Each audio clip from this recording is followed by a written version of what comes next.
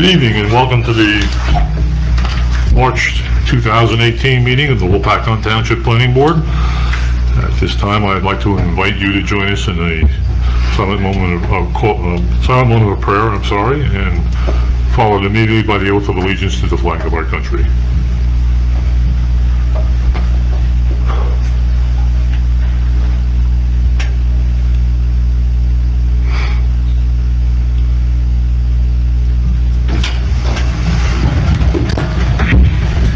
I pledge allegiance to the flag of the United States of America and to the republic for which it stands, one nation, under God, indivisible, with liberty and justice for all.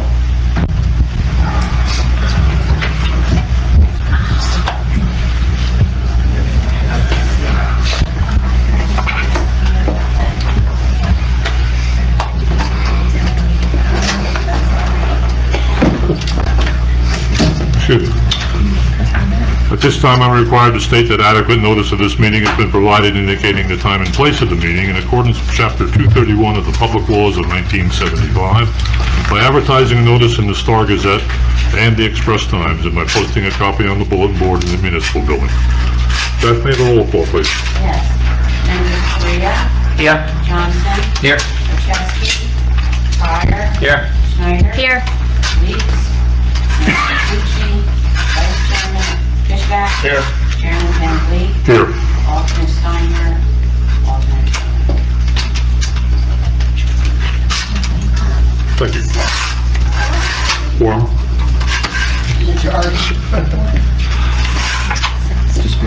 I have a question. You have a quorum count me or no? You do have a quorum. Yeah, you do have a quorum. What if I leave? Yes, you do. You want 5 votes.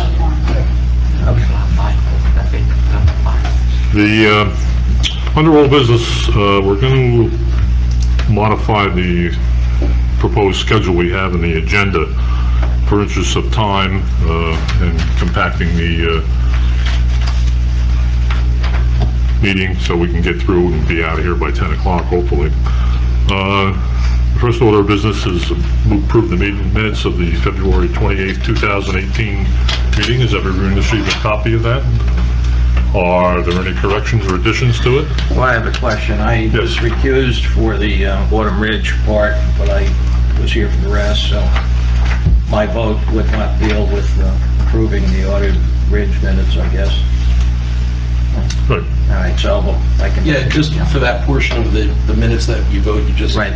abstain. Thank you.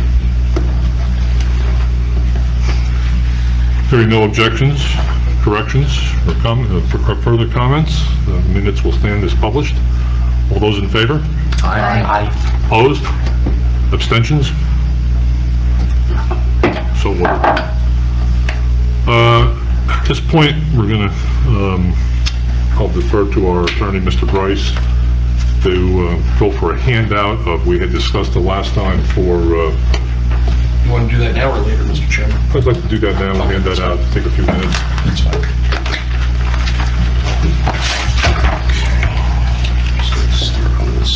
This is concerning the conduct of board members, and we're just handing out these now, but they'll be probably done over, hopefully, 3 meetings. Tonight we're just handing out the proposed rules and regulations, and after we read those, the next meeting we'll discuss them, and after that we can take any action we need to take on them. That's fine. And just to follow up, Mr. Chairman, these are drafts. They are not final copies or perfect copies. They are subject to discussion at the next time, so everybody should review them, be familiar with them, questions, comments, corrections, anything of that nature. Next meeting we can discuss them in a more full fashion. And I can tell you already that there are some things that will need to be changed in there, okay, because this was cut and pasted from various sources, so, you know, the time limitations, they're not going to be accurate to what your current practice is. There's a few other things that you may want to tweak here and there as a body. But generally, we'll provide for the general conduct of members and meetings, and hopefully provide clarification as to how the board should comport itself in respect to the meetings and hearings and things of that nature. Thank you. I do have extra, so I will get them somehow to the members that are present. Okay. Okay. Probably, that's Yeah. speaking with Beth, That's fine. secretary. And then they get I would call on our applicant from Autumn Ridge, if they wouldn't mind, if we move on to KS and the Highlands planning study, they would take a few minutes, and if you would agree to the change in the scheduling here, I would appreciate it very much. Of course, Mr. Chairman. Thank you very much. K&S Enterprises LLC, Block 100, Lot 2, amended site plan for completeness. I have received a letter from their attorney indicating that they are not going to be at this meeting tonight, and they're asking to extend the meeting to the April meeting. Whether that occurs, I don't know, but Paul, I'll defer to you on this one. Give us a little background on what's happening here. Yeah, the board had deemed this application to be incomplete at the last meeting on February 28th for a variety of deficiencies that we had found during the completeness review. Since that time, the applicant has supplied some of the missing material, including a traffic report and a geotechnical engineering report. But there are still some deficiencies, most notably the lack of a consistency determination from the Highlands Council, and that automatically requires the board, under our approved petition, to deem the application to be incomplete. So I'm recommending that the board deem the application to be incomplete again tonight. With respect to the adjournment that was requested by the applicant's attorney, that's fine. We wouldn't have been able to have heard it tonight. The board will have to make a decision as part of the adjournment request as to whether or not you want to carry the notice to the April meeting. That's really at the board's discretion, and I'll defer to Mr. Bryce as to how the board should handle that from a legal perspective. The board, as Mr. Serban said, it is the board's discretion. They did notice for tonight. If there's any member of the public, the board is able to notify the public that they are carrying the hearing to a future date with no further notice to be required. So the motion would be, if the board is so inclined, to continue to deem it incomplete, but also carry the notice to the April meeting with no further notice being required. Thank you. Any questions from the board about that? Just consider, he does not have to notice again. Is that what we're... That would be correct. Okay. I don't know. What we did discuss, though, let's say we get here in April and there's no Highlands consistency determination and it remains incomplete, and then it happens in May again, then the board may not want to see the notice carried and may want to see a re-notice at that point. So this is only a month-by-month determination. This is a by the board. month-by-month. Thank you. Any further questions on that motion? I'll entertain a motion then for... I'll make that motion that we continue this to April, and there's no further notice requirement at this time. And we will deem this incomplete, or do you want Right, to consider deem it voting on that? One motion. One motion, okay. Do I hear a second? Second. Beth, roll call, please. Yes. Members Korea, Yes. Johnson, Yes. Pryor, Yes. Schneider, Yes. Vice Chairman Fishback. Yes. Chairman Evans. Yes. That's the way we will... Mr. Chairman, I have a quick question. It does reflect KNS, but not what we just took a motion on. Do these plans reflect the construction that's currently going on out at the site right now? It looks like there's a building being erected. Yes, I don't want to get into a full discussion. I'll let Paul handle it. It is what they've done is they're characterizing the additional construction at the site as being phase 2, and there is an indication on the plan of a demarcation or limits between phase 2 and what they're calling out to be phase 1, which is the current construction. Sorry about the long-winded answer, but the answer is yes. I was curious. Anyway. Thank you.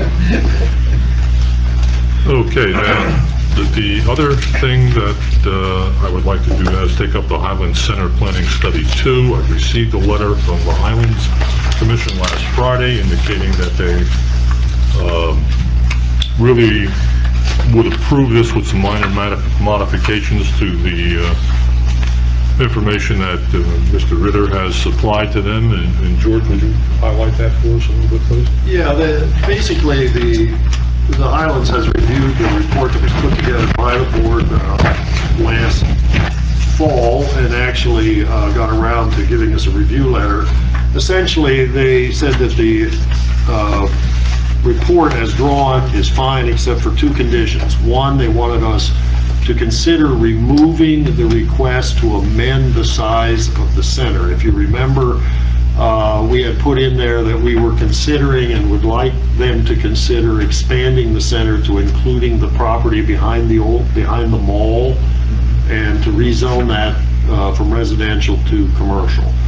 The Highlands has indicated that that is not something they would like us to consider at this time, that the requirement would be to go back and revisit the full center designation to include it in, which would mean going back and redocumenting everything and going through that whole process again. Instead, they said basically they would prefer that we hold that out of the center to either a future date or not at all, if that's the discussion of the board, but they would not like to consider it as part of this study. So one of the questions before the board is obviously whether or not we want to proceed to seek a new center designation, or whether we just simply want to hold off that decision to some future time and continue to operate the center as currently existing. The second recommendation, which was not a direct requirement, but one that they suggested, is, if you recall, there was the lot size designation in our mixed use zone on 22, where we had a recommendation to consider expanding the size of a lot for commercial development from 7,500 square feet to 10,000. The Highlands comes back and says, well, do you want to do that? Because it will make more commercial lots potentially non-conforming, because the lots in the district are relatively small. If you'll recall that at the time, the general feeling of the board at that time was that we wanted to make the commercial development, if it occurred at all in that development, in that zone, to actually assemble enough land that they could supply parking and that sort of stuff with the buildings. So that was really our reason for requesting that the lot size be increased. They raised the question of, well, if you do that, it might create more non-conforming lots.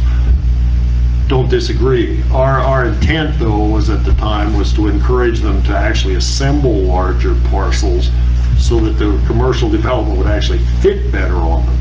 So that's the second recommendation. So really, it's just how the board feels about that one, whether or not they want to continue to accept the recommendations that are in the report to increase the lot size to 10,000 square feet for commercial development, or to simply retain it as it currently is at 7,500. So those are the two recommendations. My feeling is that I would agree with the Highlands that we ought to drop the recommendation to expand the size of the center designation. And on the second one, I had always felt that the commercial lots were quite small in that district and made it difficult to provide adequate parking and that type of thing with it. If the board still feels that way, the Highlands does not object to us keeping it in there. But they were asking us to reconsider whether we wanted to do that or not. So that's really the question for the board tonight. How you want to handle that, if you want to go with their recommendation, keep it the way it is, or expand the lot size for commercial development. Those are the two requests they had. Other than that, they were quite comfortable with it. And however the board feels is the way we'll do the final draft and get it up to them. So I guess really the question this evening is where you want to be on those two conditions that they've proposed. As I say, I would agree with them that it does not make a lot of sense to go through a formal expansion of the center designation at this time, and I would support their condition that we not do that. And in terms of the lot sizes, that's really a question for the board. I felt at the time we were comfortable at 10,000 square feet, but if the board feels differently, that's fine too. We can leave it stand as is. George, is there a sense of urgency that we have to, you have to get this done by next month? Well, there's no sense of urgency. It's just a matter of cleaning the report up. Yeah, I know. Personally, I'd like to refresh my memory and look at it. Okay. That's just me. I'd like to table it till next month. We can make the decision. I'm prepared next month to make an intelligent decision. Okay. George, the properties that are 75, are they grandfathered in actually? There's nothing that... Well, the ones that are down there would all be grandfathered in. It would just be if someone came in and decided to buy one of the homes or something and try to convert it to a commercial use, the only question we'd have is, can you get enough land around it to actually be able to provide some parking? Because one of the problems, well, I think there was two issues that the board had. One, there wasn't a great sense, at least my sense of it, was there wasn't a great sense to encourage commercial development down there, that our rezoning actually involved trying to stabilize that neighborhood and keep it more residential than commercial. And then the other aspect was, as well, if somebody's going to do it, at least do it in a way that we can get some parking and that sort of thing with it. And most of the time, the lots are so small and the homes occupy so much of it that there's virtually no room to park or provide even minimal parking with these things. So our sense was to try to up that square footage. So that's really the two. Other than that, the recommendations that were in the report would stand. If you need more time to think about it, no, there's no time pressure, quite frankly. We could discuss it at the next meeting. I would like to go with the fact that we would eliminate the proposed change of zoning in the area behind the Phillipsburg Mall, in that the Highlands is probably adamant. I went through those hearings with the Highlands on that, and they had a lot of other areas in the township that we kind of made the trade-off on to get commercial designations for those properties, and we would leave that this one would be the Highlands is an agricultural preservation area. That's the overlay. Even though our master plan shows that there's multifamily housing development, the problem with going back to redo it, as George indicated, was we would be starting from ground zero on making our application, and it may endanger our stormwater management plan, our sanitary sewer plan that's been approved already. And I don't think we really want to get into that depth of the problem. I mean, if it comes up in the future, we'll address it then, but I would like to see that we adopt those two proposals for modifying the application.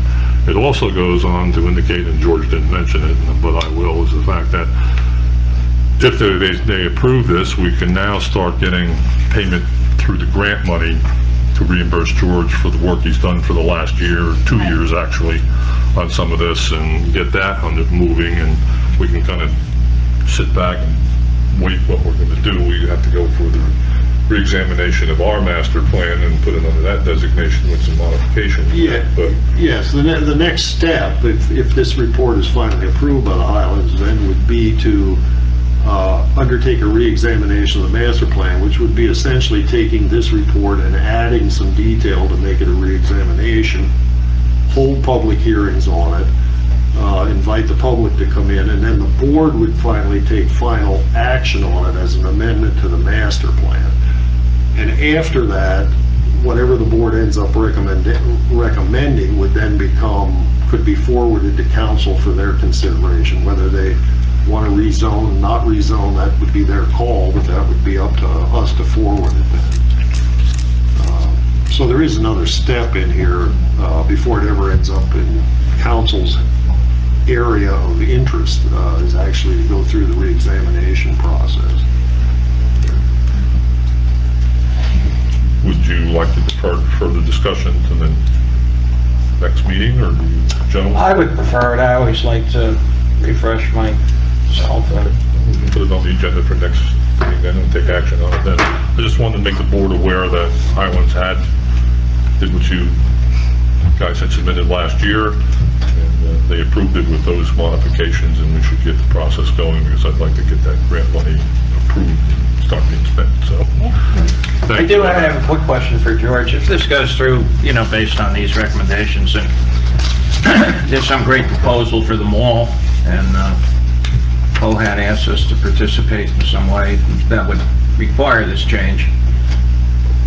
Do we start over with the whole plan, or we just try and No, go it would- forward with an amendment? No, it would be back doing an amendment on a specific area, if that came to be. If there was Yeah. something that happened over at the mall that the board felt that we had to address differently than what we have out there today, I would assume it would simply be an amendment to where we are. It would focus only on that area. Yeah.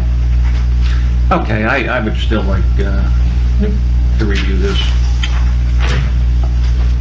So, Mr. Chairman, as well, I don't have a problem extending it for a month, but the one thing that we do have to touch off on, at some point, we never addressed the ROM district on how we wanted to implement the Highlands into that, whether it's best practices, that we get that incorporated into our master plan, and, Yeah, this only concerns the center designation at this point. right, exactly, so at some point down the It's not, road. you know, we can incorporate it further on, but this Yeah. was just to get this off the ground to start getting that money. Understand, just wanted to refresh your Thank you. memory, we kind of left that as an outstanding item in November.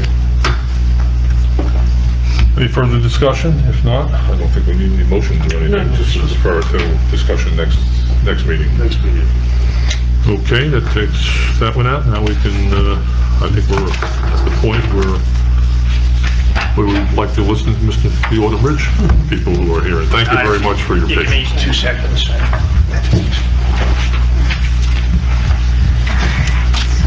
Please let the record indicate that Joe has recused himself. Good evening, Mr. Chairman, members of the board. Ron Shimanowitz, back before you on behalf of Larkin Associates Limited Partnership. We were before you at your last meeting on February 28th, at which time we presented our case in chief. We presented our site engineer, Mike Ford, our architect, Rob Larson, as well as our traffic engineer, Jay Troutman. Out of that presentation, there were some issues that arose and some revisions that were necessary. Since that time, we did revise the plan and resubmit it, and we have new, fresh review letters from your consultants that react to those revised plans. We think we have a very clean application now. We've gotten rid of all the variances, addressed many of the comments from your consultants. One housekeeping item I want to mention is that we had originally asked for minor subdivision approval that would have implicated some variances. We've withdrawn that request. So at the last meeting, we said we would renotice, but there's no reason to renotice. The plan is not changing in any way, so the original notice is good. My game plan tonight is to call back Mike Ford, our site engineer, just to tell you what the changes are in a summary fashion, and call back Rob Larson, our architect, and have him do the same, and then look at the review letters and see if we have any open items. So with the chair's permission, unless there's any other housekeeping items, I'd have Mike Ford come back up. Please do. Okay, Mike? He's already got Well, it. you've been sworn. You acknowledge that you're still under oath? Yes. Okay. Sorry. Mike, before you get going, I think you have a new exhibit you're going to use. I think my notes say A7 is the next exhibit. That matches with everyone else. So let's get your next exhibit, and we'll mark that exhibit A7. A7? A7, yes. That is correct, Council. Okay, good. You can tell us what that board is by title and date. Yes, this is, actually still has minor subdivision on this, but it's the site plan. Basically, it's a colorized rendering of the subtle changes that have been made since the last hearing. What is the date on that, Mike? This would be revised on March 12th, 2018. Okay. You could take us through what the changes are. Okay. Most of the changes have been nitty-gritty details that really don't show up on this rendering and aren't visible from where you're sitting. Overall, the layout has stayed the same. None of the buildings have been moved, changed, any of the roadway layout. As we discussed at the last hearing, we had a sign, a site sign at Route 57. An additional sign has been added at Baltimore, and the detail for that sign has been revised to eliminate the height variance. That was one of the variances that Mr. Shimanowitz referred to that in our original notice has now been eliminated. There was also, and the architect will speak to this, a variance or a potential variance for storage. That's been cured. From a site plan engineering standpoint, that was cured by adding a basement to the senior apartment building. And the subtle change to the site plan there is that an additional door to that building. The footprint of the building hasn't changed at all, just an additional door to provide access to that basement storage has been added to the site plan. And then overall, a variety of the changes have really included enhancements. That is additional landscaping to the west of the garage apartments in that open space area, additional landscaping around the senior apartment building area, and then with regards to stormwater management, I described at the last hearing that we have a bioretention basin at Route 57, which handles the majority of the site. There was a small portion of a driveway which comes up into the development from Baltimore that was flowing into the existing storm drainage system in Baltimore. What was suggested by Mazer Consulting, Mr. Sturbins' office, is that we try to collect that stormwater, and while we don't need to treat it for quantity, we've handled the quantity, but perhaps treat it for water quality. And this actually tied into the Highlands review that we received. So what we've actually added is catch basins to capture that water just before it gets to Baltimore, and then put it into a little what I call a rain garden, a small bioretention system, which actually provides some additional landscaping buffer between that last apartment building in Baltimore. So there are the subtle changes that have been made. We received the March 23rd review memorandum from both your planner and engineer, and we would address all those comments to their satisfaction as a condition of any approval this board might grant. Thank you, Mike. Nothing further, Mr. Ford. Okay. Any questions? I have a quick question. Your development is very close to the Class 1 water. Are you disturbing any wetlands, or get to get a permit for what you're working in the riparian zone there? No, we've stayed out of the riparian zone, but for the conversion of that existing road that goes through there now as part of the landscaping business that we've turned into a pedestrian pathway as part of the open space. And that is an existing disturbed area that can continue to be disturbed in that fashion. And then we received a freshwater wetland letter of interpretation from DEP, and there are no wetlands or wetland buffers present on this site. Okay. Yeah. Great, thank you. You're welcome.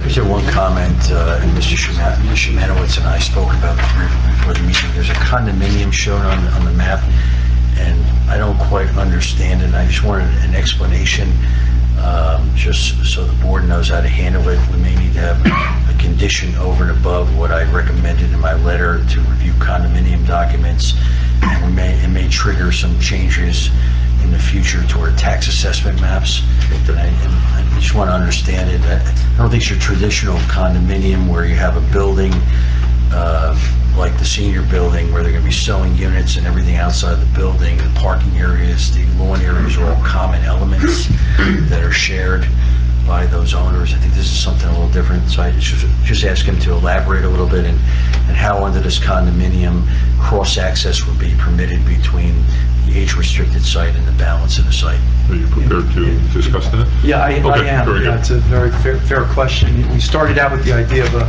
subdivision, and we withdrew that application because it did implicate some variances, so we're trying to simplify things. The idea now is to create 2 condominium units. It's a little bit creative. These would be land unit condominiums. We're all used to the traditional condominium, which is the one we live in. This is actually a situation which has been done all over the state, where land unit number 1 would be the larger lot that'll serve the non-age restricted units. Land unit number 2 would be the smaller lot serving the age restricted units. What we're trying to accomplish is a legal separation of some sort, because the age restricted needs to be marketed separately, and under federal housing laws needs to be treated separately. So we thought the best way to do that was by a land unit condominium.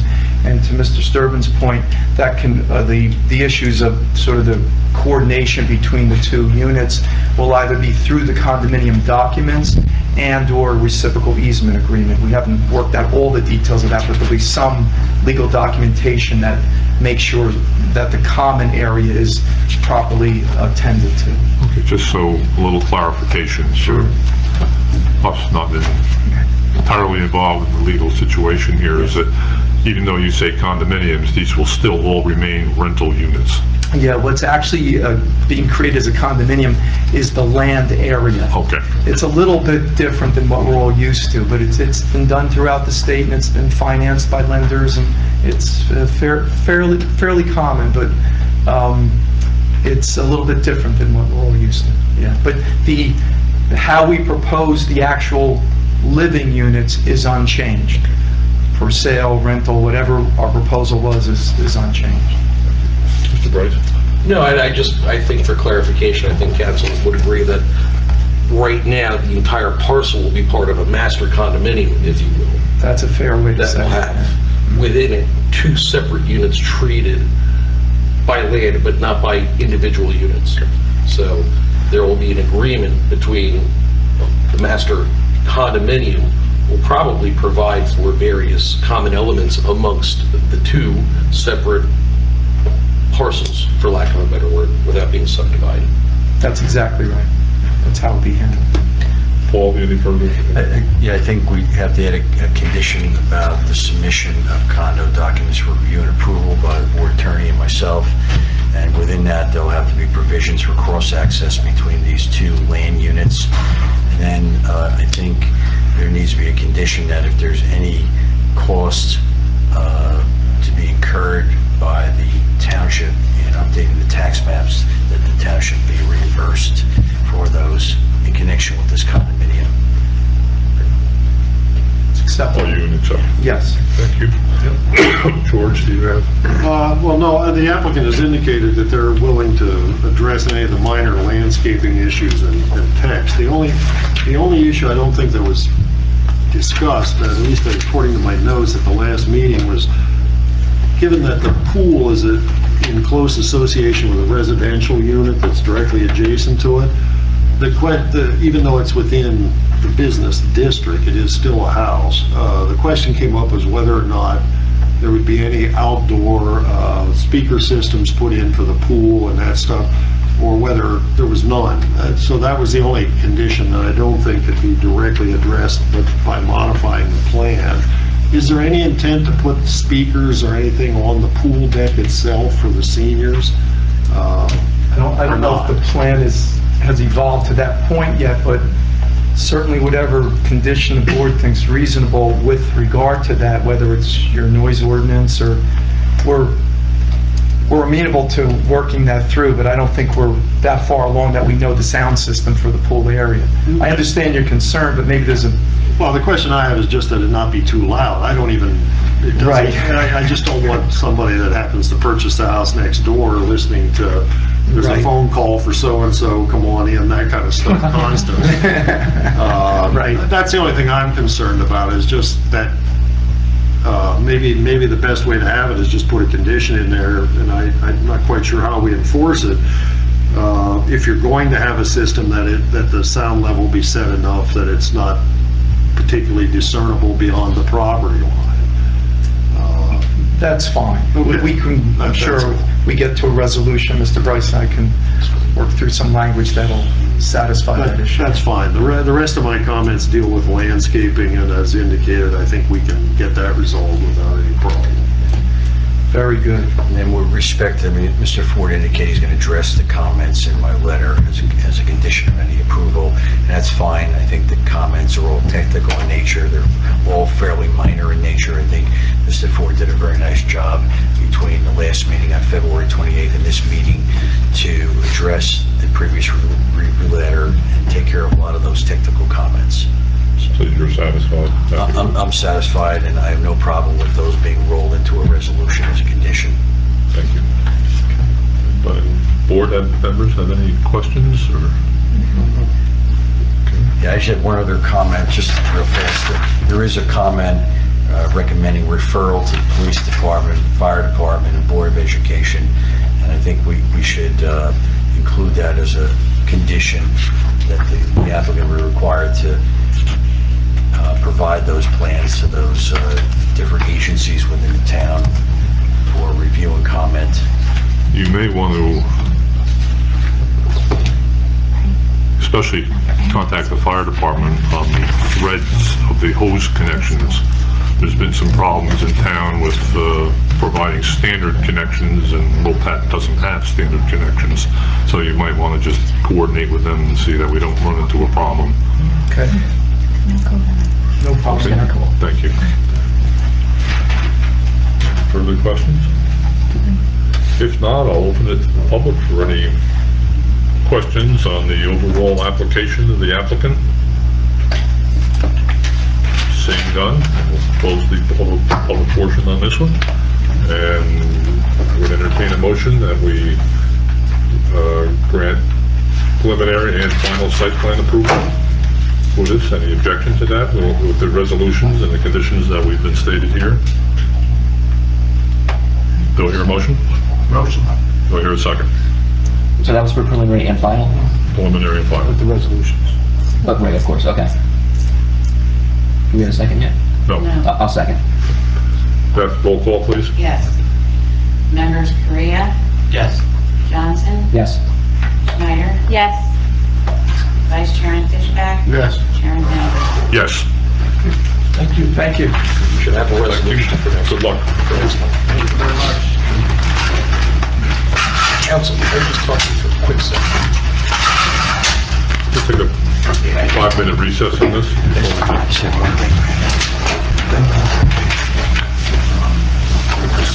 Mr. Shannon. I'm going to do something a little bit different right now in the fact I'm going to allow public comment on anything that we didn't have public comment on before. If someone would like to come up, because we're going to have a training program on stormwater environmental protection area. It's a slide, PowerPoint presentation, I believe. So if the public doesn't want to, and we've got 40 to 45 minutes, so if you don't want to stay, that's fine, but we'll have the public comment on what's occurred so far now, if anyone would like to come up. John? This is a question about land being, let's call it condoized. Once that land is condoized, can those buildings be condoized on that land? There can always be a future application to make Yes. it into a condo. Okay. That would be a separate application. Okay. And then that would have to go before the planning board and the council?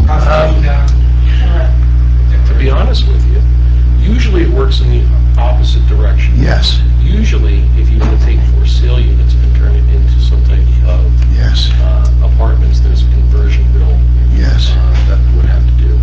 I suppose that in the broadest sense of it, anybody that owns an apartment building, I think by law can turn it into a condo Okay, at a future date. So okay. that may not necessarily have to come before the board At any time? at any time to go from an apartment building to a condo. Okay, all right. They would have to file that with the Department of Community Affairs though, Okay, and there would be a filing with the state in order to do that. all right, all right, yes. I can take a look. You know what, it's a good question. I should actually take a look at that to see if there is anything required Okay. to convert that to a condo. I'm not familiar with one, but Okay, Mr. Bryce, I can thank get you. back to you. Thank you, sir. Any further comment from the public? Hearing none, close the public portion of this, and we'll move on to our training. Yes, Donna?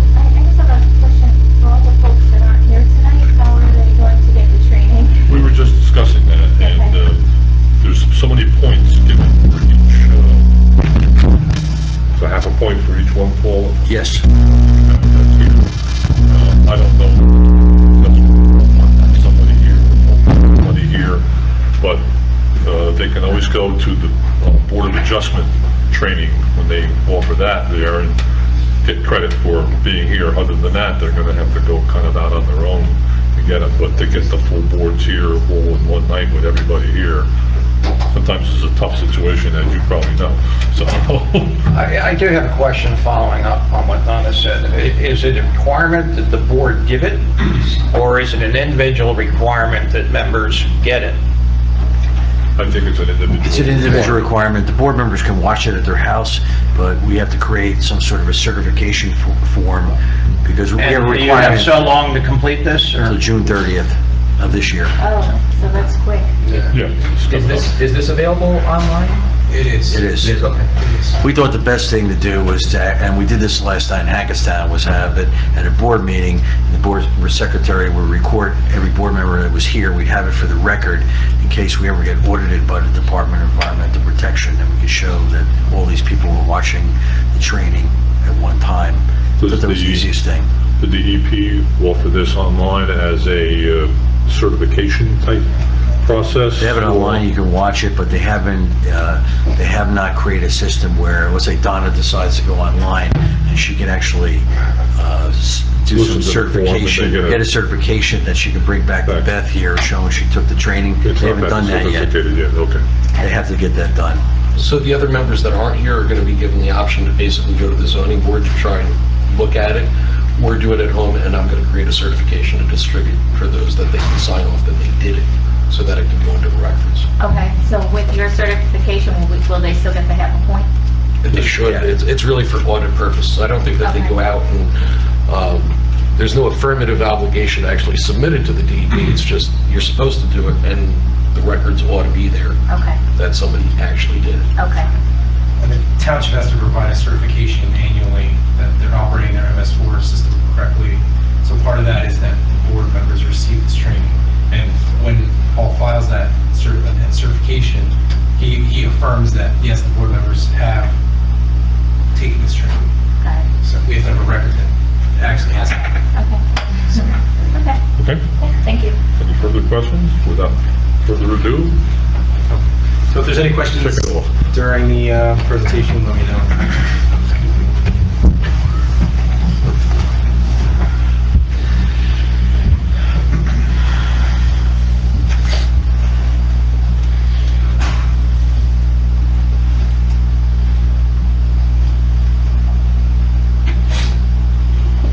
Asking the right questions in stormwater review. Brought to you by Rutgers Cooperative Extension Water Resources Program, the New Jersey Department of Environmental Protection, and the Association of New Jersey Environmental Commissions. It's easy to navigate through this program. You can. Here's what this program will cover: who we are, why we're here, the basics, the history of stormwater management, why an intervention is needed, what's changed, and what municipalities need to know. You can expect the complete program to be about 45 minutes in duration. ANJEC's mission is to achieve responsible and sustainable use of New Jersey's natural resources through leadership, education, and support of environmental commissions and other local boards, public officials, environmental organizations, and concerned citizens. The material in this program has been divided into 3 general sections. Part 1 is the introduction to stormwater management. Part 2 will cover regulations and best practices. And in Part 3, we'll introduce some compliance resources.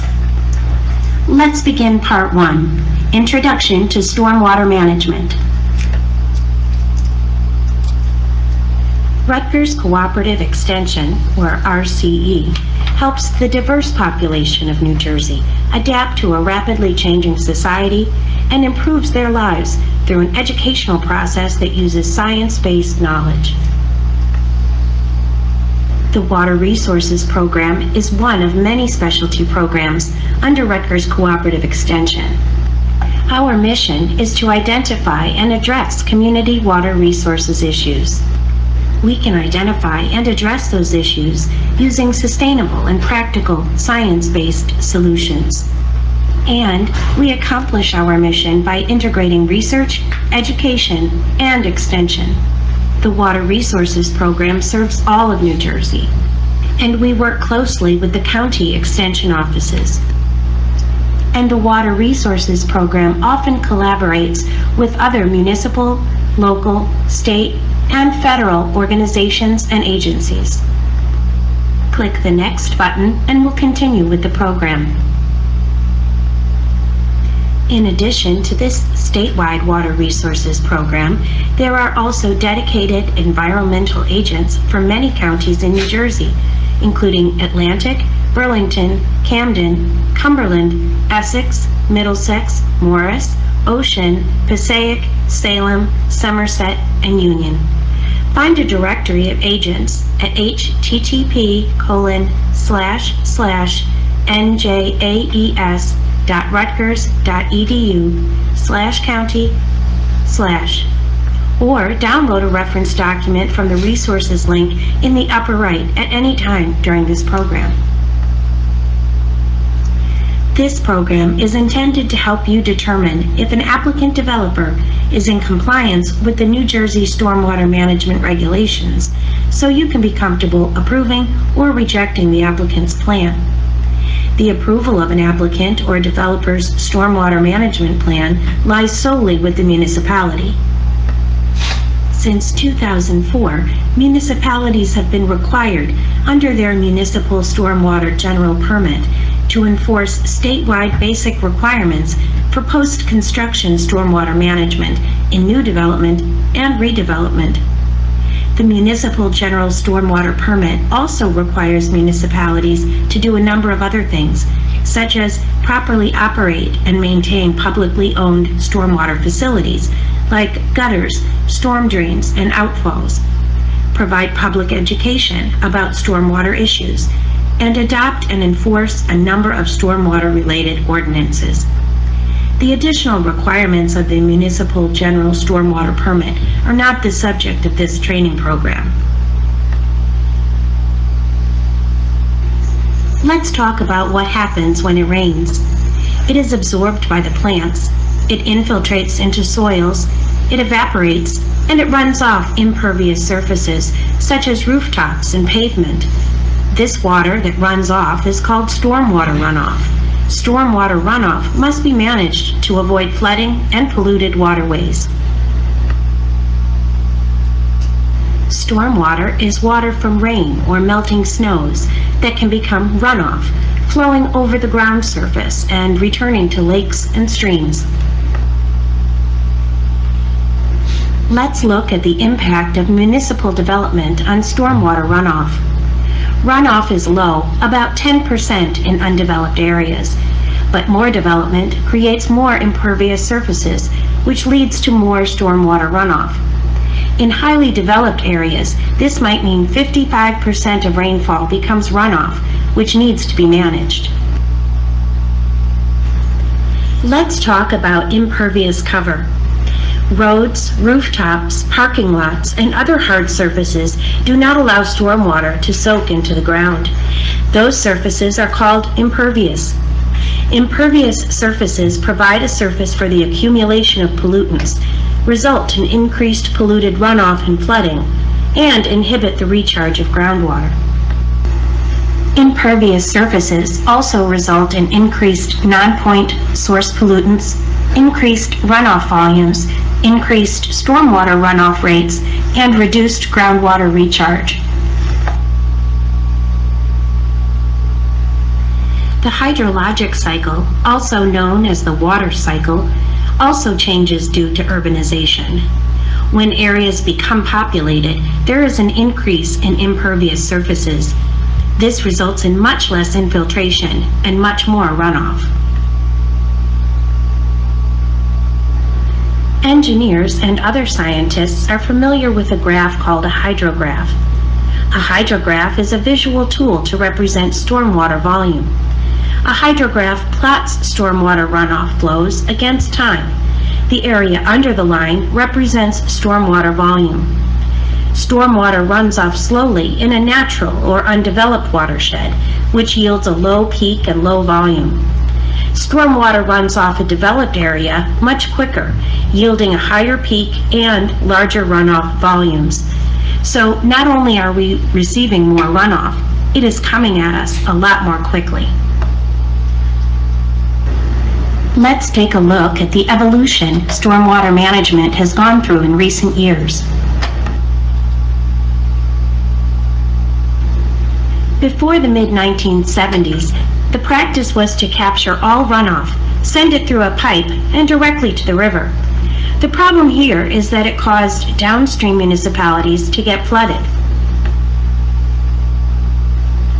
Then, from the mid-1970s through 2004, detention basins were the preferred solution to capture runoff, detain it, release it slowly to the river. The idea was to hold the water and let it out slowly, reducing the flooding impact that earlier approaches caused. Detain peak flow during large storm events, reduce downstream flooding during major storms, and use concrete low-flow channels to minimize erosion, reduce standing water, and quickly discharge low flows. But this system has limitations too.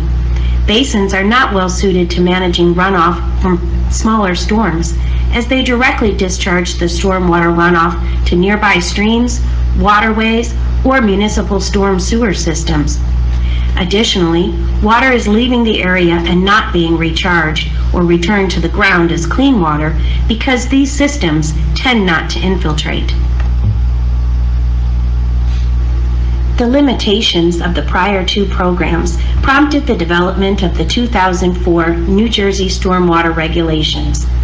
These are often referred to as the new stormwater management rules, though they are over 10 years old. The regulations have two elements of particular relevance. The Municipal Stormwater Regulation Program requires all municipalities and large public complexes to obtain permits for their storm sewer system. The stormwater management rules set goals for new developments. Click this link for the New Jersey DEP's link. There are also attachments here to download the full text of each rule. Click on the resources link in the upper right.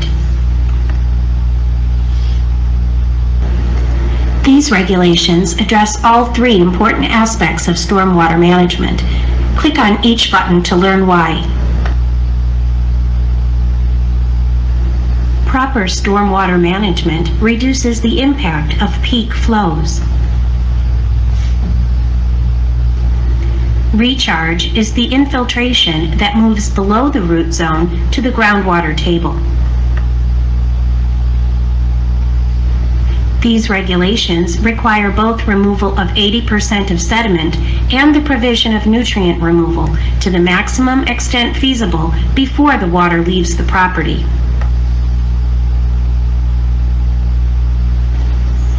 The New Jersey regulations require a different approach to stormwater management.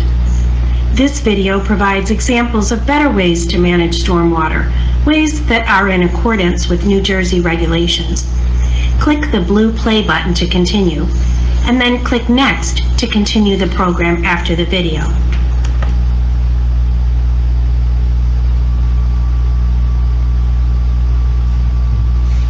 Landscape architects design ways to divert and collect rainwater to prevent damage and replenish the aquifer. An aquifer is a below-ground natural reservoir of water that we use for drinking, cooking, bathing, and irrigation.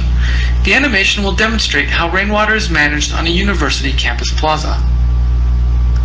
The plaza's surfaces are composed of standard materials. Concrete defines the walks and steps, and sod and lawn make up the open space. The building's roof, which also collects and discharges water, is a plain solid surface. Storm sewer and drains are ready to catch and pipe water away from the site and prevent flooding.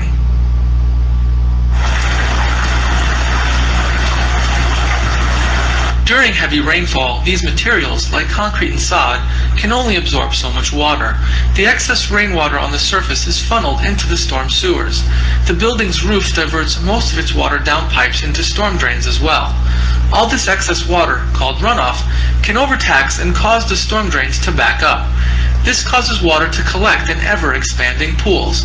Too much runoff due to heavy rains can cause damage and sometimes catastrophic floods. It also results in more polluted, untreated water entering the aquifer. There are more effective means to manage stormwater using sustainable systems and materials that prevent flooding and replenish the aquifer. The first system is a green roof placed on top of a building. The green roof is layered with drainage materials, compost or planting soils, and vegetation. The green roof can absorb some of the rainfall, reducing the amount of water flowing into the storm drains. Another system involves porous pavement. Concrete surfaces are replaced with individual concrete bricks called pavers. Each paver is interlocked with its neighbor and separated by permeable material. The permeable material is composed of small crushed rocks, also called aggregates. Zooming into the cross-section, we see the permeable aggregates between and below the pavers. The aggregate-filled space acts as a sponge, absorbing water downward, diverting a good amount of runoff from the storm drains. The diverted water will eventually make its way into the aquifer below ground. The third system is called bioretention and is also known as a rain garden. A rain garden is a swale or channel that absorbs, holds, and slowly releases excess water. A rain garden section is composed of compacted soils defining the depth, width, and slope of the swale, sand and drainage materials, plant soils, and vegetation native to the region. Rain gardens are not only aesthetically pleasing, they also restore wildlife habitat.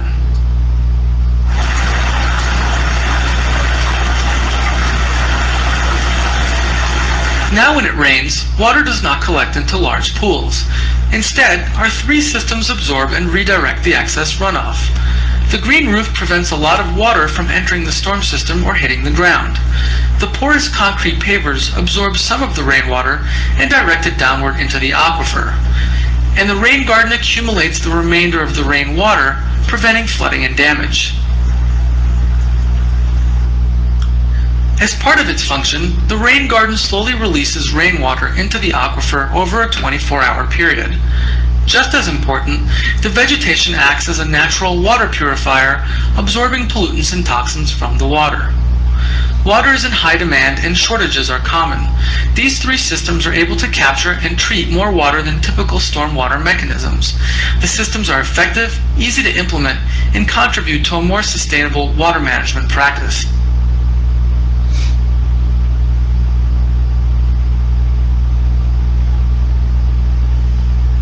This concludes Part 1 of our program, Introduction to Stormwater Management. So let's move on to Part 2. In Part 2, we'll explore regulations and best practices.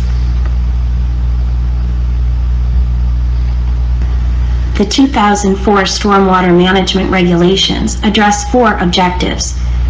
Use non-structural management strategies. Protect communities from the impact of new development. Maintain groundwater recharge volumes, and protect waterways from pollution carried in stormwater runoff.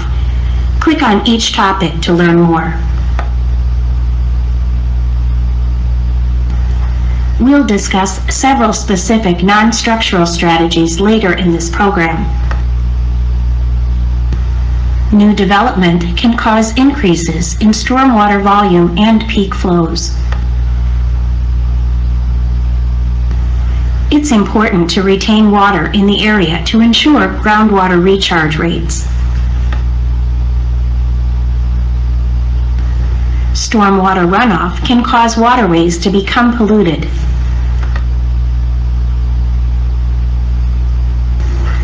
The New Jersey Stormwater Management Rules apply to any major development, which includes a project disturbing 1 or more acres or increasing impervious surfaces by 1/4 acre or more. Remember, the term major development may also be defined differently in your local ordinance. Design and performance standards are established in the Stormwater Management Rules. 5 elements comprise the standards contained in the NJAC regulations. The requirements for the first element in the regulations, non-structural stormwater management strategies, include plan the project using low-impact development, or LID principles. Collect, infiltrate, and where possible, reuse stormwater near its source. Capture runoff from small storm events in vegetated systems to protect water quality and promote recharge. Minimize and disconnect impervious surfaces.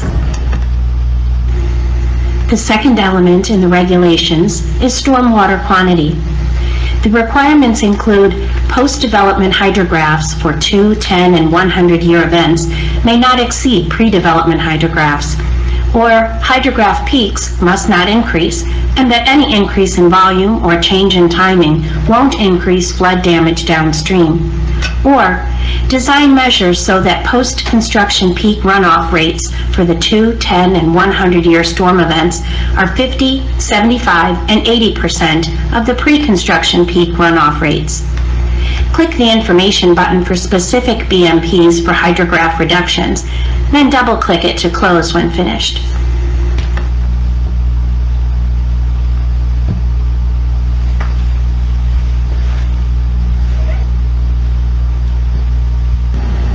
The next element is groundwater recharge.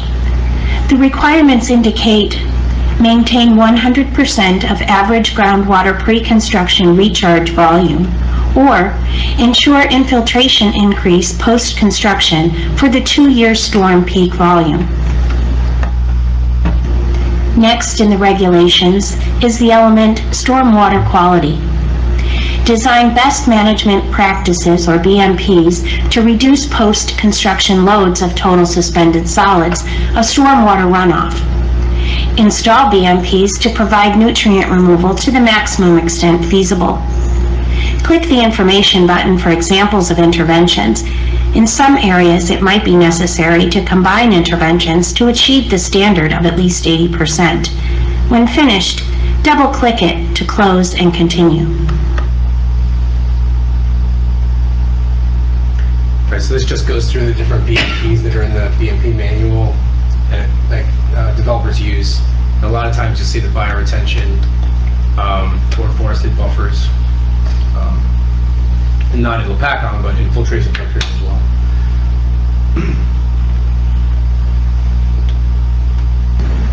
Complete this sentence by dragging the correct answer into the blank and clicking Submit to register your response. Okay, does anyone know the answer? Spelling.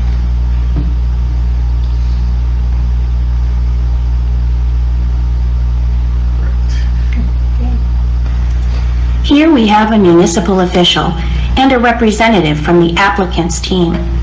Drag and drop each responsibility toward the proper party. Click Submit when finished. So the sole approver of the stormwater plan, who's that? Municipal official or applicant? Municipal? Yeah. Right. Designs a plan to maintain groundwater recharge, reduce sediment runoff, and reduce runoff rates. Applicant. Understand how to design BMPs for stormwater management. Might be a little tricky, but applicant. Yeah. Understands a permit from NGDP is not an approval of the stormwater plan. Municipal.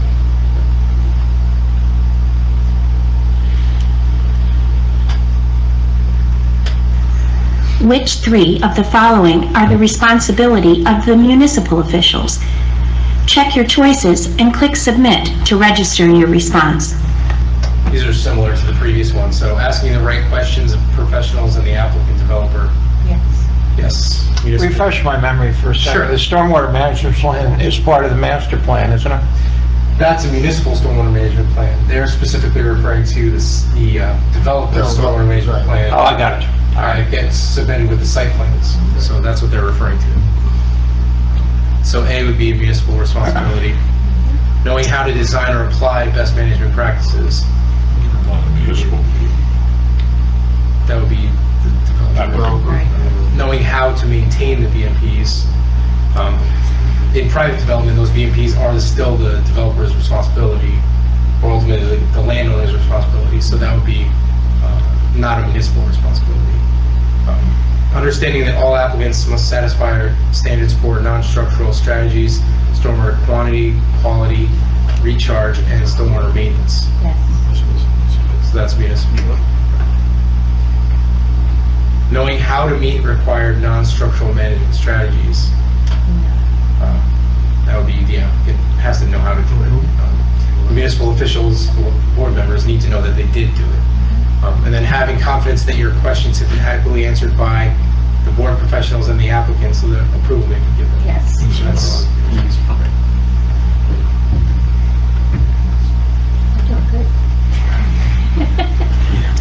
The bottom line is this. What are an applicant's objectives for achieving compliance? First, use non-structural strategies. Next, focus on systems that address water quality and groundwater recharge. Third, design systems that reduce peak stormwater runoff rates and meet water quantity requirements.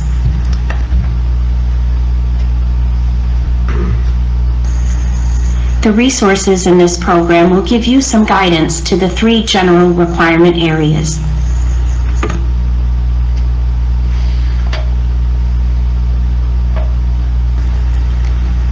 Non-structural strategies are used to provide one or more of these objectives. Maintain groundwater recharge on the site, reduce sediment and nutrient runoff from the site, reduce the peak storm runoff rates from the site. Using non-structural strategies means not relying on pipes, catch basins, or engineered solutions. They include both environmentally sensitive site design and source controls that prevent pollutants from being placed on the site or from being exposed to stormwater. In order to achieve the 3 standards in the previous slide, we'll discuss 9 different non-structural strategies recommended to applicant developers. But first, let's explore the 4 categories they fall into by clicking on each button: vegetation and landscaping, minimizing site disturbance, impervious area management, and time of concentration modifications.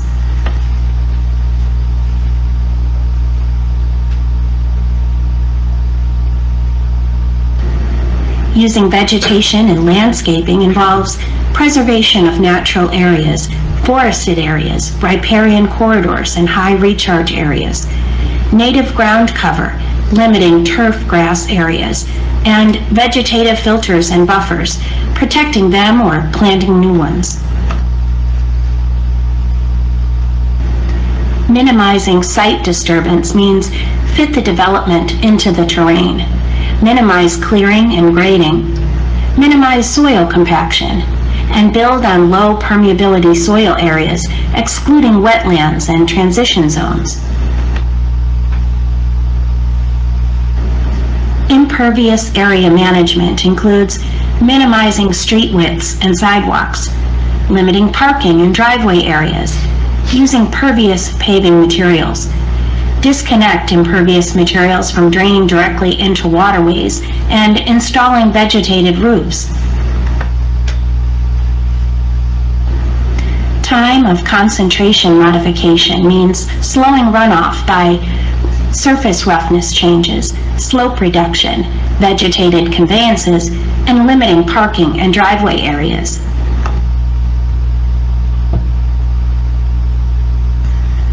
Now that we have seen the 4 different categories, let's discuss further the 9 different non-structural strategies that are outlined in the stormwater management rules.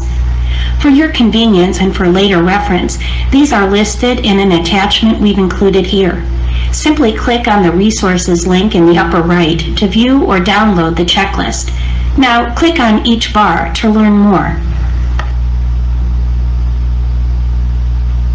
Protect areas that provide water quality benefits or areas particularly susceptible to erosion and sediment loss.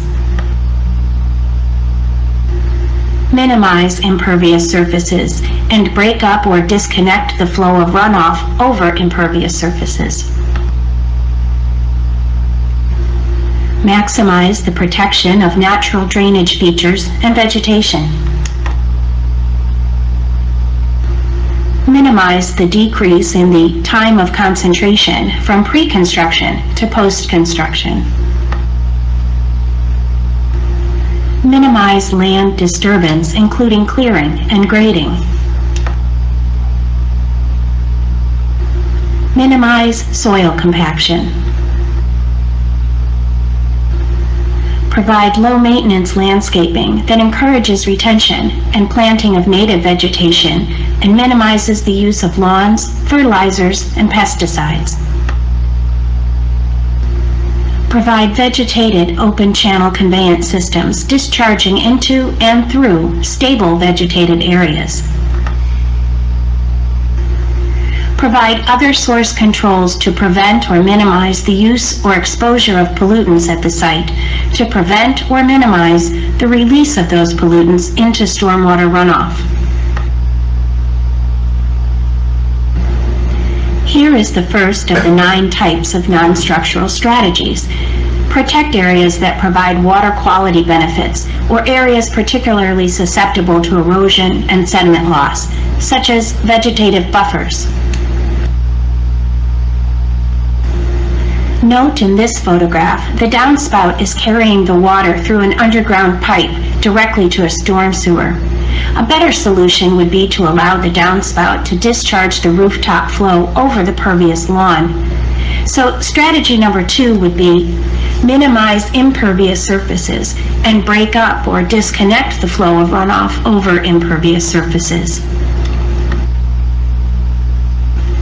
Let's look at 2 scenarios in an identical area with a total drainage area of 3 acres.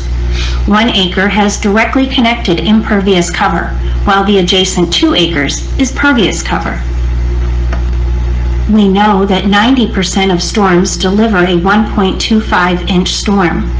In the first scenario, the runoff flows directly to the stormwater inlet, causing over 28,000 gallons of runoff.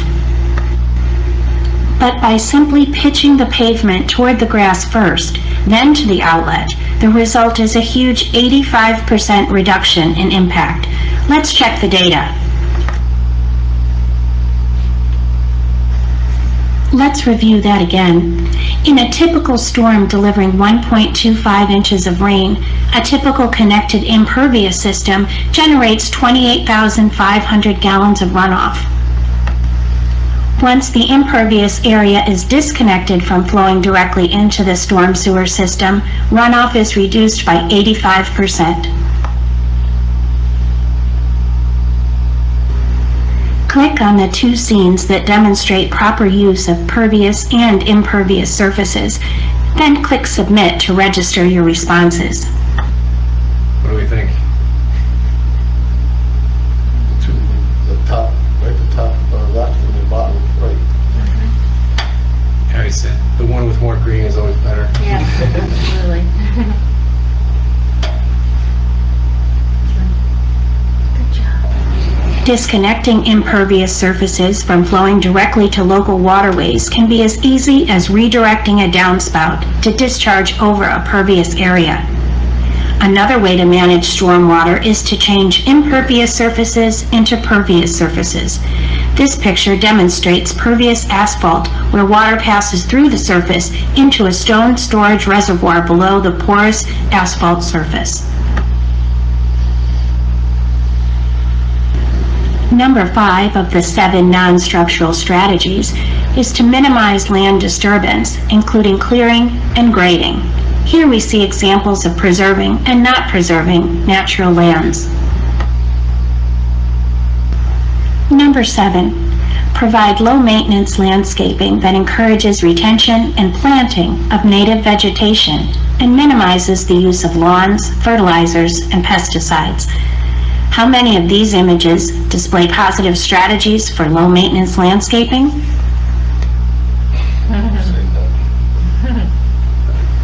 In addition to reducing the elements of a landscape that interfere with proper stormwater management, such as minimizing the use of fertilizers and pesticides, shade trees and shrubs are a low-maintenance solution.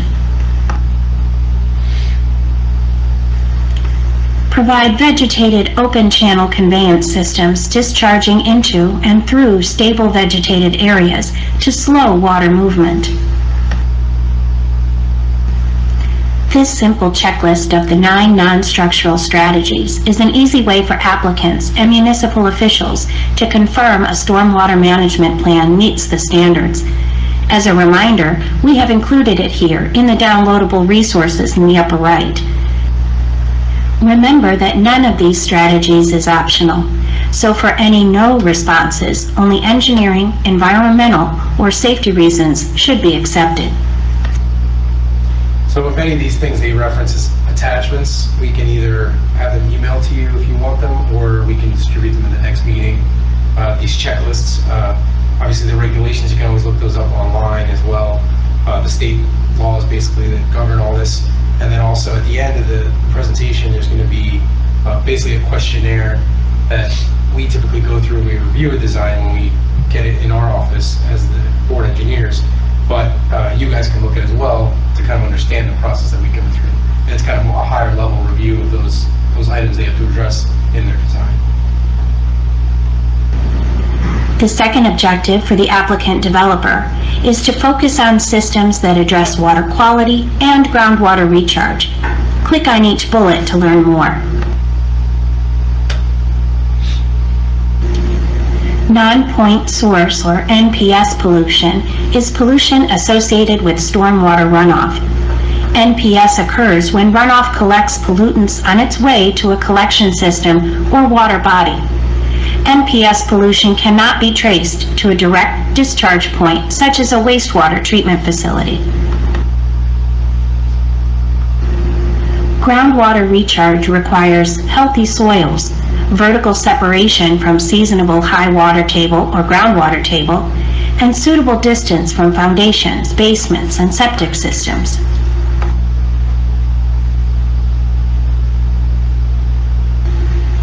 Non-point source pollution is a serious factor in water quality. Here are a number of common examples: oil and grease from cars, fertilizers, animal waste, grass clippings, septic systems, sewage leaks, household cleaning products, litter, agriculture, and sediment.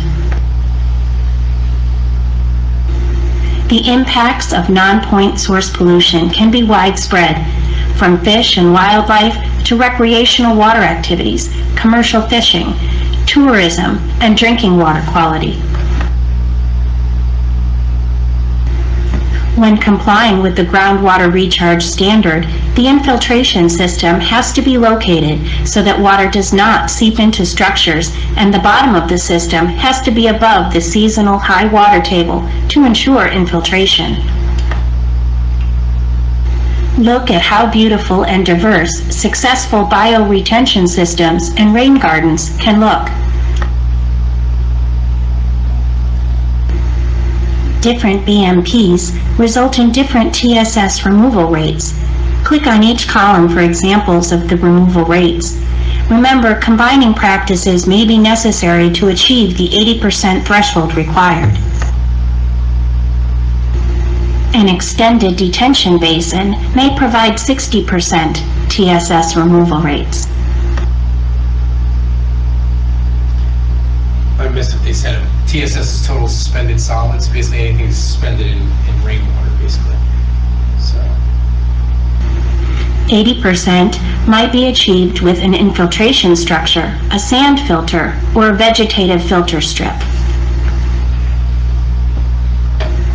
90% removal would include bioretention systems, constructed stormwater wetlands, or wet ponds.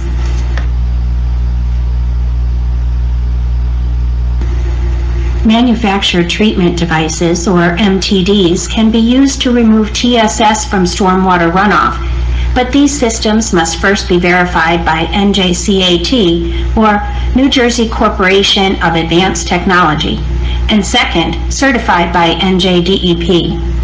These systems that have been verified and certified can be found on this website.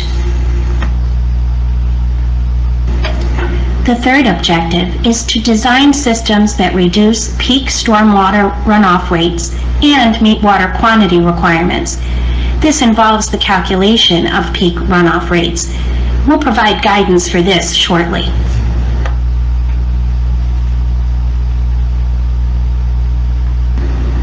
We are ready to begin the final segment of the program.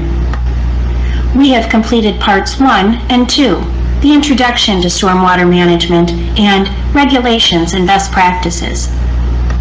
Let's begin part 3, compliance resources. We have developed 6 documents we believe will assist the applicant developer. The complete set is available here as a downloadable document by clicking on the resources link. When reviewing an applicant's plan for stormwater management, municipal officials will apply 7 tests to assess compliance. Each of these relates to one of the elements of the rules. The tests are designed so that if any of the answers is no, the applicant should be asked to make changes and reapply.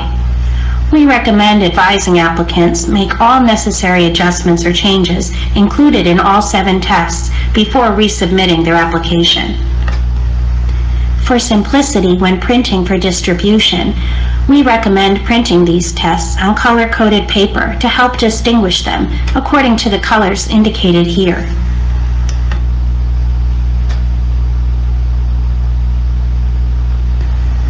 The next few slides show the questions associated with the test. This is the first of the requirements tests, non-structural stormwater strategies. You are welcome to explore each question individually by clicking on them here, or to advance to the next slide in the series, click Next. So these are, we don't have to go through all of these, but these are those checklists that I've referenced, and we can distribute those if you'd like. Or you can look at them yourself on the website. So these will go through whether or not they've addressed these specific requirements, and it goes through each of the criteria they talked about in the previous slide. For non-structural groundwater recharge, water quantity, water quality, all those elements they're required to satisfy. So these next few slides. The second requirements test is for water quality. You are welcome to explore each question individually by clicking on them here, or to advance to the next slide in the series, click Next. The next requirements test is for groundwater recharge requirements. Again, you are welcome to explore each question individually by clicking on them here, or to advance to the next slide in the series, click Next. The next requirements test is for general stormwater runoff calculation questions. Explore each question individually by clicking on them, or to advance to the next slide in the series, click Next. And of course, some of these questions are going to be general global questions about how they address something. Like with Autumn Ridge, they use the bioretention system to address water quantity, water quality, and in the case of Lopatcong, we don't really do recharge due to the fact that sinkholes exist basically everywhere. So some of these questions will go through like the minutiae of how they determine how much water is going to come to the system, how large of a system they have to create, and all those things, which we go through in detail. But generally, these will be just questions how they arrive at their numbers and their assumptions. This requirements test is for water quantity requirements. Again, you are welcome to explore each of the 2 questions individually by clicking on them here, or advance to the next slide in the series by clicking Next.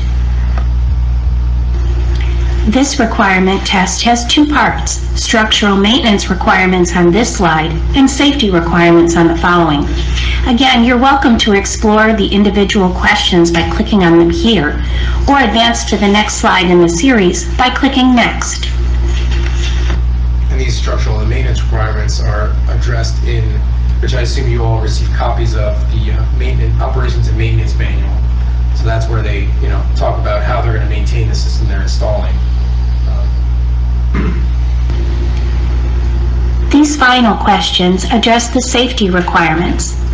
Again, explore each question individually or click Next to proceed.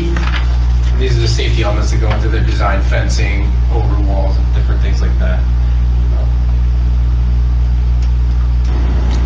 An applicant can meet the 2004 New Jersey Stormwater Management Rules by incorporating non-structural strategies, addressing water quality and groundwater recharge requirements, ensuring proposed designs meet water quantity requirements.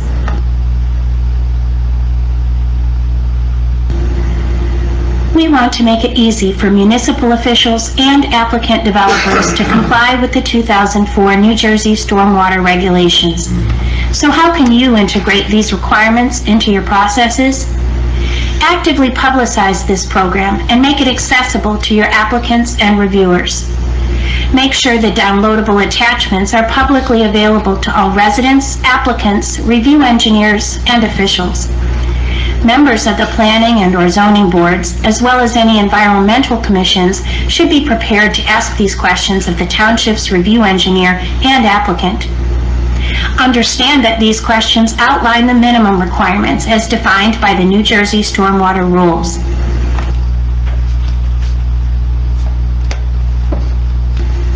We appreciate your time and attention to this program. We hope you have found this material helpful. If you have questions or comments, we welcome you to contact us using the contact information located under the resources link in the upper right. This has been a production of the Rutgers Cooperative Extension Water Resources Program. That's it. So if you have any questions, let me or Paul know. We can answer them. And if you would like to see those checklists, we can definitely distribute those at the next meeting or send you links so you can look at them. Any thought of including some of those questions in our checklist that we give to the applicants now, or would it be too far-fetched to do that? It's already in the ordinance. It's in our stormwater control ordinance. Okay. Not in the form of a checklist, but in the actual provisions. And our ordinance was created from a statewide model ordinance 14 years ago. So anybody doing stormwater design should be pretty familiar with it right now. What the state's did with the new permit is they want to better educate the public and the board members on this particular issue, which I think is a good thing. You may not know, but as the Rutgers Extension Program investigated further in the water quality, karst areas like Lopatcong is in. I know that Courses I took several years ago with the Rutgers. Everybody, when I asked questions about being in a karst area or being in the Highlands area, they were like, well, what's the Highlands area? So there really wasn't a lot of information on how we were to handle that type of assistance. I know their stance is that if you're in a karst area, you're not automatically, let's say, exempt from providing groundwater recharge. So they expect you to use, you developers to create kind of innovative ways of addressing water quality and groundwater recharge, if possible, kind of spreading it out over larger lawn areas where you're not creating a point discharge or a point groundwater recharge area, which would create a sinkhole. We haven't really seen much of that. I haven't really, Paul, in Lopatcong at all. In the few reviews that I've done, we just kind of don't. It's just infeasible because south of Belvedere Road, everything is underlaid by karst, and the least concentration of water seems to trigger a problem. Yeah. It's just an unsafe thing to do.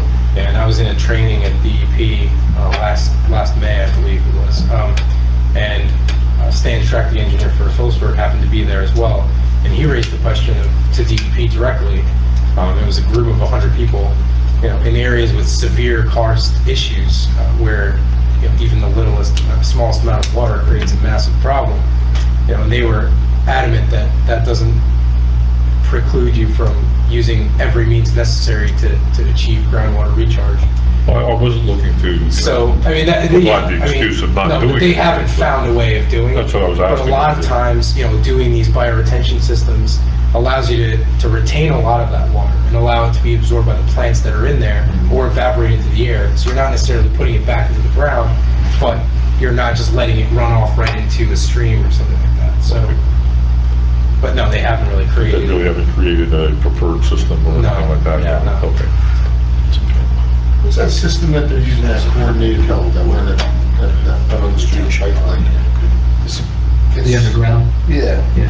I'm sorry, I didn't hear The you. one that coordinated help, the Okay. system that they're using there, that's... So those are just chambers underground, since they don't have a lot of land. Right. They put Just dissipates over time, basically. But instead of a basin, you put It's an the basin underground basin, underground. and it Yeah. dissipates over time. Eventually, it gets released to the township's system in Red School in Baltimore. There's an inlet there. They're discharging to that point. But just at a slope, Over a long period of Yeah, time. it's not discharge, right? It's controlled discharge. Right. So basically, whatever was happening now, when it was currently lawn, Right. they had to reduce that discharge in their developed condition to a lower level, depending on the storm event. So, It's the maintain it. they do. They do? Yeah. Yeah, so they have requirements that they have to maintain that underground system. And then for water quality, since they don't have a lot of land to put in a bioretention system or any natural features really, they have decided to use these underground manufactured treatment devices. They're basically big filter chambers. The water gets filtered through a filter media like perlite and some other things. And they have to maintain those periodically depending on loads. You have to inspect them every 6 months, and then I think depending on how polluted the site is, they might have to replace them once a year or once every other year, based on their inspection. Stipulation for that also. They're supposed to keep records and submit to Paul to prove that they're maintaining the system and not just letting it fill up with bottles and cans and garbage and eventually not work, and then they have internal bypasses, so then you're not getting any benefit. So, Yeah, nobody came up with a 12 square mile umbrella for them. Not yet. Seems like a question. Not yet.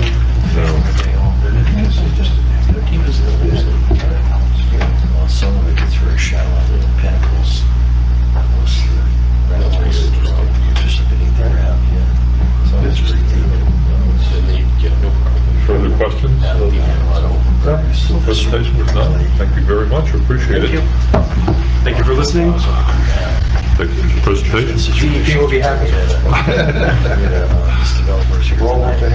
Adam, do we get a PDH for it? Done the base. I don't know. I can't give you a PDH. No CEU. All DEP. Right. The whole bottom of the basin collapsed. Are you an approved provider? I'm not. No, the firm. 8 feet and then horizontal, who knows where it was going. I don't know. You can probably issue a certificate, you're an approved provider. Okay. So for anyone with a PE license, I guess we can maybe come up with a certificate from Macer, and you can sign that, Paul, maybe? What do you do with your own people? You do some in-house training? What, I'm sorry? What do you do with your own people? You deliver in-house training? Usually we have an online system that does it, and they issue certificates. We do have approval from the state board to give our own training courses. And I think you could give one for this. Yeah. Give 1 hour, right? Yeah, I would think so. It took 45 minutes. That was more. We could talk to Bill I White checked. tomorrow about that. From the inception. Who do we talk to? Yeah. Bill White. So where do they do it online? Started at 10 hours. What's the members? So it's an hour. Yeah. Sorry. Question and answer at the end. It's an hour. No, he goes, it's DEP, Adam, the link is with DEP, and you go to stormwater. It's, All right, well, we have no more business. I was just going to see if you had any questions on this, and we're going to adjourn. So, someone would like to make a motion to adjourn? Yes, can I do yeah, that? if you just Google NJDEP stormwater training, To adjourn? it'll take you right to that page. Second? Yeah. That's what All I in did favor? To find out and put these there, so Thank you, everybody. Oh, one question, Matt. You're on the environmental board, right? Yeah. Just to get it.